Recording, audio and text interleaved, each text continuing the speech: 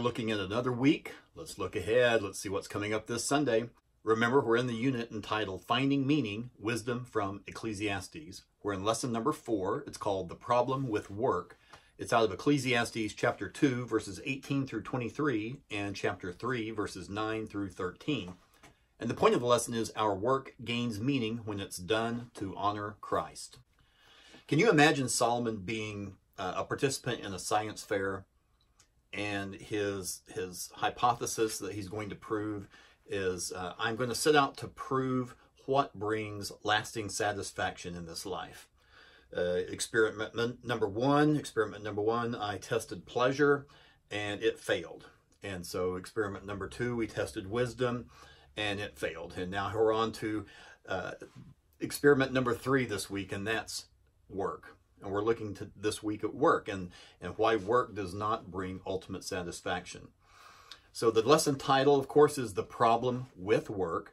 And you ask that to your class and they'll say, well, I've got a lot of problems at work, or work is my problem. And so many people look at working as something to be avoided. We have phrases like getting back to the daily grind and getting back to the salt mines, which, by the way, that was originally referred to the Russian practice of sending prisoners to work in the salt mines in Siberia in the late 1800s. So I hopefully nobody in your class has that bad of a job. Well, many people think that work was the curse that was given to man in the garden, and that was not the case. No, no, no. Adam and Eve were tasked with tending to, working the garden. We see that in Genesis chapter 2, verse 15. The curse came the next chapter, chapter 3, verses 17 through 19. And the curse to Adam was, you're going to work, and your work's going to be hard. You're going to work by the sweat of your brow. There's going to be thorns and thistles, and it's going to be tough. So that's part of the curse. Work was not the curse, that it was going to be very tough. That was the curse, all right? So looking in our text today in Ecclesiastes chapter 2, in verse 18, Solomon uses a very strong statement here, and he says, I hated. Well, what did he hate? He didn't hate work. He says, I hated the stuff that I worked for so hard. And why was that? It was because he said, I've got to leave it to someone else, and I can't take it with me. And that person may or may not be wise enough to handle it. They may squander, they may ruin everything I've worked so hard for. So what's the point? Why bother? So you've probably heard stories of children who have inherited their parents' fortune, and they squandered it. They've run the company into the ground or whatever. Can you think of any biblical stories along those lines? Well, the prodigal son comes to mind, doesn't it? He took his inheritance early, went out, wasted the fortune, and what do you have to show for it? Nothing. He had to come back begging the father, right? All right, so here's Solomon's conclusion. This is all meaningless. Work is meaningless as well. And you know, and that is true if you look at it from just purely under the sun. From if you're working solely for stuff and just to get stuff, that's really meaningless. You can't take it with you. Yeah, you can enjoy it in this little bit of a mist of a life that you have, but what's the point in the long run? Verse 23, he talks about you work all day and then you go home at night and you worry about your work. This too is meaningless. You know, what's the joy in that? And I know many people suffer from that. You know, they work 8, 12 hours a day, and their off time, they're busy thinking about work, and there's never really a Sabbath where they can just not think about work at all. All right. We get down to chapter 3, verse 9, and what do workers gain from all their toil? Well, as we've seen in previous lessons, work is cyclical as well. You solve one problem, there's another one waiting for you to solve as well. You can't ever seem to get on top of things. You work all day, you come back the next day, either the same thing is waiting for you or there's a brand new problem and it's just the same thing over and over. I used to love watching the Flintstones when I was growing up, and I remember the opening scene where the whistle would blow, which is actually the bird whistling or yelling as his tail was being pulled, and Fred would slide down the dinosaur's neck that he was working on kind of as a crane in the bedrock quarry, and he'd go punch out on the clock and go enjoy his time. But what happened the next day? He had to come back work in that same quarry, there was more rocks to dig. It was just over and over and over. And we find ourselves in that situation oftentimes as well, that we try to accomplish and get ahead of things, and that we just never get ahead. And you know, we in ministry can experience that same feeling of hopelessness from time to time. We solve one issue or one problem or one crisis, another one is right there waiting for us, or another 3 is right there waiting for us. Win somebody to Christ, that's great, and then you have the next Sunday 5 folks drop out of church and they're not going anywhere. And so it can be depressing in ministry as well. So what do people gain from their toil? Well, gain stuff, there is some satisfaction in a job well done, but you know, that's temporary. That's all just temporary. Getting stuff just leads to wanting more stuff. The more we have, the bigger the house, the bigger the car, the nicer the car, the more insurance we have to carry on it, the more upkeep there is on it.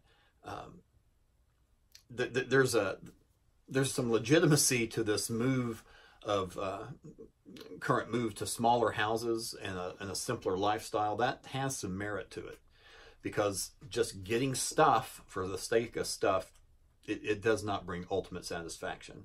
And I believe this is what he means by the burden that God has placed or has laid on people. And that is in Genesis chapter 3, that curse that you're going to work and it's going to be hard. It's going to be difficult for you to work. I believe that is the burden. But on top of that, not only are you going to work, you're never going to be satisfied. And to me, that's a good thing. And I'm going to tell you why in just a minute. Look down in verse 11. We move from the viewpoint of under the sun to the viewpoint of just getting a glimpse from the view of heaven. Solomon said he has made all things beautiful in his time. And even amidst the seemingly meaninglessness of work and its monotony, God can use it. And he uses you as well. He sees the big picture. See, he's like the artist of the canvas. And we're living just in that little bitty dot of over here. We don't see how it all fits in. When I lived in southwest Kansas, I had to take an airplane from Liberal, Kansas, from where I lived, to Denver. It was about an hour-and-a-half flight. And Kansas, out in western Kansas, it is flat as can be. Not very pretty landscape. But once we took off in that airplane and got up where I could look out, I could see those 1 mile roads every mile. And it was just like a perfect grid. And there were wheat fields in this grid, and maybe in this grid there was a circle, and it was a circle of corn that was growing. And it was like a little patchwork. And it was so beautiful from the air, but you couldn't see it from the ground. And that just reminded me of how God sees the whole picture of things and how it's all going to work together. But when we're down in the midst of it, sometimes we just don't get that. All right, continuing on, Solomon says he has set, or God has set eternity in the human heart, yet no one can fathom what God has done. Here's what I wanted to explain a few minutes ago about not being satisfied is a good thing. Because if I were completely satisfied with my work or with pleasure or whatever, why would I seek God? God is the ultimate satisfier. Whether it's work or food or sex or whatever, those things bring satisfaction and pleasure physically to us and even psychologically, but it's temporary. But God brings lasting satisfaction spiritually. All right, keeping with looking at work through the view of heaven and not under the sun, we look at those last 2 verses. And what he's been saying throughout our passages is that everything's been meaningless, but now he's stating something that's actually worthwhile. And what is that? Well, he's not retracting what he's previously stated about everything being meaningless. That's true apart from God. I believe what he's saying here is that instead of being bitter about not being able to comprehend the seemingly meaninglessness of life, now we get on to verse 13 and we see that whether it's leisure or it's work, whatever it is, it's all a gift from God. And we should find joy in that, because those things are a gift from God. It's better for us to be happy and enjoy God than to be bitter. If you have any other thoughts or comments on this lesson, feel free to leave some comments in the YouTube section or the YouTube comments section of the video, or you can email me. That email address will be coming up a little bit later.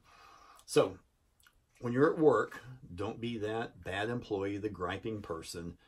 Work as unto the Lord, as it says in Colossians 3:23, because your work is a gift. And one of your jobs as a Sunday school teacher is to pray for your class. So I hope you're doing that. Hope you are doing a good job at that. Thanks very much, guys, for watching. I appreciate you very much.